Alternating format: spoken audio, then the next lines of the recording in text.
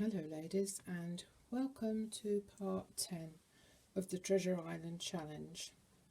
This week we're going to start making ephemera for the journal, and the first thing we're going to do is a sort of wallet which has inside a couple of tags which I've sewn in with open ends so that you can put things in there. There are various ways of making this. I'll get to that in a minute, but I wanted to show you something that inspired me to make these, and I was also inspired by a lady on YouTube, and I'll put her link underneath. This is an old wallet which I found amongst my dad's things after he died. It's made from leather and it's very, very old. You can just see there that it belonged to Joseph Mills of Hitchin, and it's inscribed, I think that's December 1798.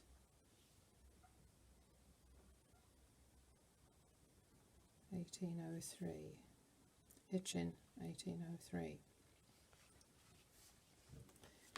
It was originally red, and it was made by John Knight of Barnet. You can see that it was red, can't you? And obviously it's had a lot of use. Now, I nearly threw this away when I found it because I thought it was a tobacco pouch, but no, it isn't. Inside, on vellum, are some beautiful pictures of my ancestors. That one is Richard Mills, and the date on there is 1818. And on the back, somebody has written,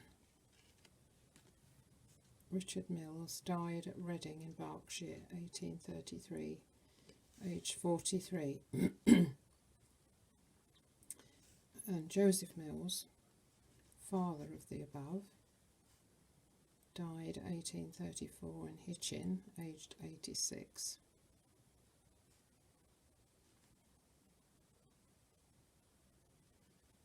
And this Joseph Mills, son of the above, died at Luton, 1867, aged 82.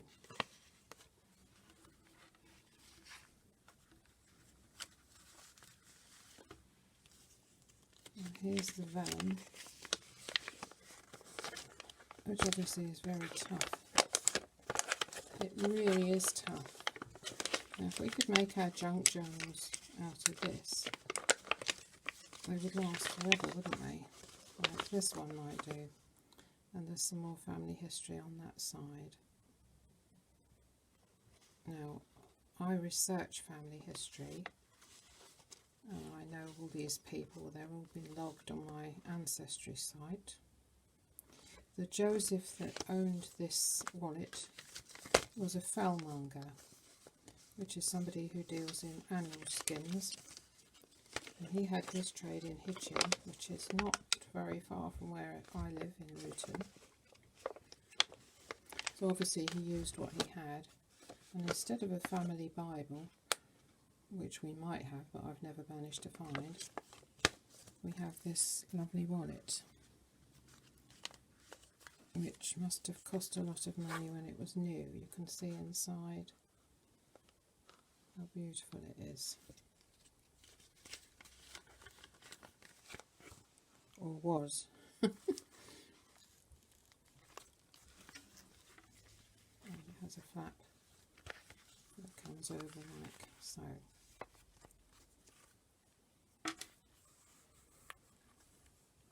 So there it is. So I thought, wouldn't it be nice if a wallet like this went on the ship which we are creating, and I'm creating in my story, all the way to Treasure Island.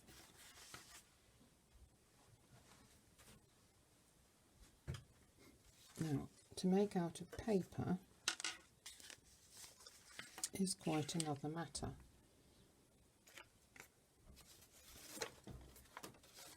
I've used, for this purpose, an old page from a very old book to make a wallet.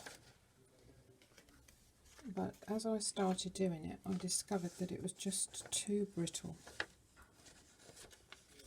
When you start to tear it, if I get this side because I'm right-handed, it just literally falls apart.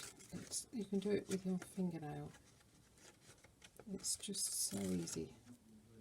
And I thought, well, that's not durable enough. So then I took a piece of tea-dyed paper and I mounted it on there. This is the tea-dyed paper and that's the book page. And I sewed it onto that. That's giving it a lot more strength, which you can see, much more strongly made now. So having done that, you then fold it up 1/3, fold the corners in, like I've done on this one, and then that's going to fold down like so, and it will leave the sides open once you've done it. But of course that left me with a plain side. So then I thought, well, it would be a good idea to put a tag on there because that would give it even more strength. And there's a little hole in there that you could poke a letter in or a photograph.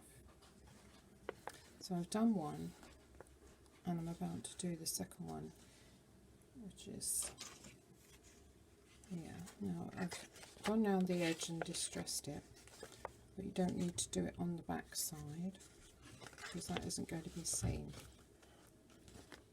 So then what I did was I put it where I wanted it to go, and I want it to go near the edge because then you're going to have something dangling out of it, like that one.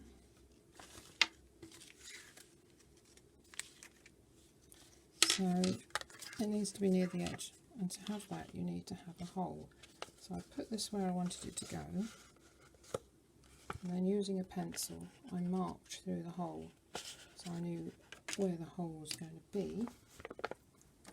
And then you take your hole punch, whichever sort you've got, and you make the hole like so. Then you can line it up, and that's when I can stitch it. So I'm going to stitch it now and I'll be back shortly.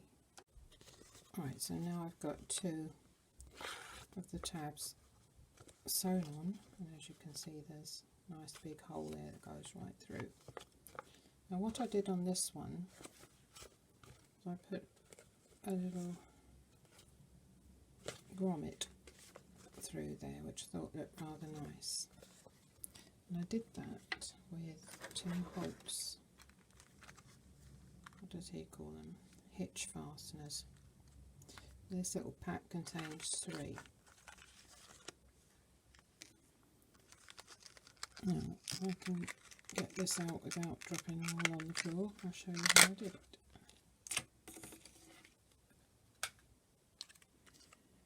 There's 3 different colours, and I used the bronze one, which is that one. So you need the 2 pieces, and obviously you want to have the knobbly bit on the outside. So I'm going to put this bit through here, turn it over, and then screw it on here, this side.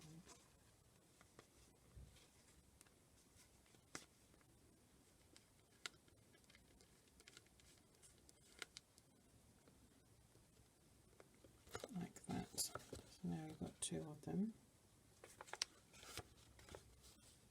And that looks rather nice, doesn't it? Incidentally, when I stitched round the tag, I stitched across here to hold that even more fast. And if you notice, I've got this wibbly edge, which I did with the decal ruler. That's a decal ruler. What you do, you get a piece of paper and I'll show you.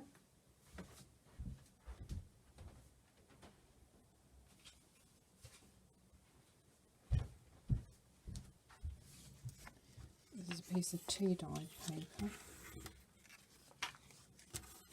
which I've already done one on, but I'll show you how easy it is. You just put the decal ruler on the paper and you pull down there like that, like so, and that way you have a nice wibbly wobbly edge. There are 2 sides to this, one obviously is bigger than the other, and that's quicker and easier than doing it by hand. At the same time, you will get a very uniform edge, and if you want something a bit more rugged looking, you do it by hand. But I couldn't do it by hand on mine to start with because it was just too fragile.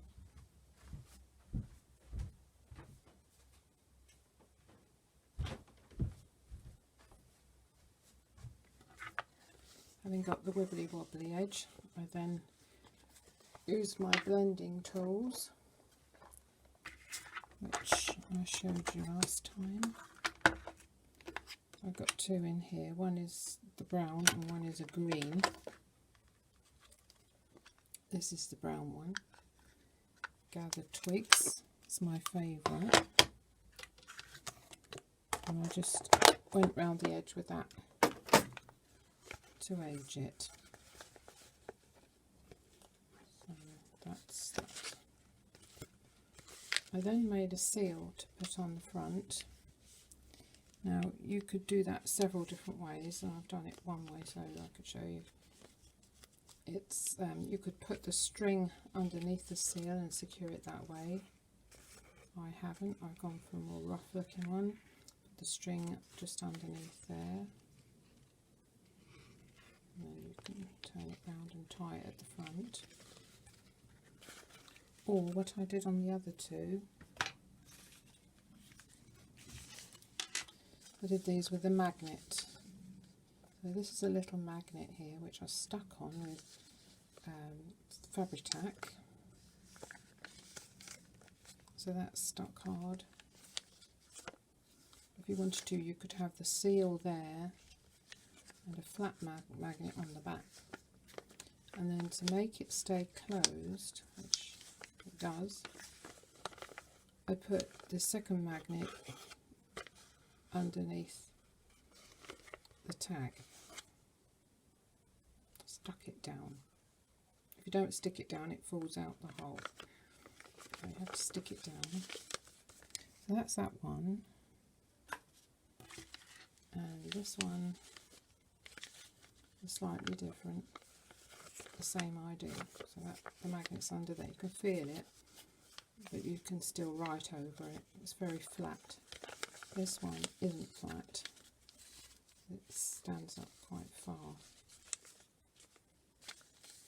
So that's that. So we've made the wallet. We've done the edging. We've put the tags in. So all that remains now is to make it look pretty, and I've done that with some beads, and I've just sewn the beads onto a piece of stretchy lace. Doesn't have to be stretchy, you can use anything you like, and that's the bit that you can enjoy doing yourself. Think of all different ways. You could have feathers, you could have buttons, you could have tea-dyed lace, or anything you like really. So that's this week's ephemera. I hope you enjoyed that. This one I can finish off. And you've seen my wallet. So until next week, I'll say goodbye. If you enjoyed this video, please subscribe to my channel and or leave me a lovely comment underneath. Thank you. Bye bye.